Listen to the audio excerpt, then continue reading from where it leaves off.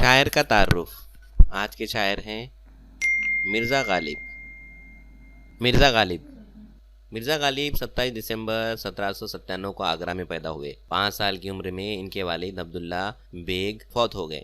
ان کے چچا نصر اللہ بیگ نے ان کی پرورش کی۔ غالب نے ابتدائی تعلیم آگرہ میں حاصل کی۔ 15 سال کی عمر میں وہ دہلی منتقل ہو گئے۔ 1854 میں وہ ذوق کے انتقال پر مغل بادشاہ بہادر شاہ ظفر کے استاد مقرر ہوئے۔ مرزا غالب نے اگرچہ اپنی اردو کلام کے سبب شہرت حاصل کی، مگر انہوں نے فارسی میں بھی بلند پائے کی شاعری کی ہے۔ غالب نے مکتوب نگاری میں اپنی الگ راہ نکالی۔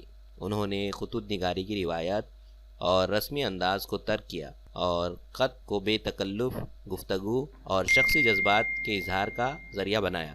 مکتوب نگاری میں غالب کے خطوط کو اعلیٰ درجہ حاصل ہے۔ ان کے خطوط کا مجموعہ عود ہند کے نام سے 1868 میں اور دوسرا مجموعہ اردو مولا ان کی وفات کے بعد شائع ہوا۔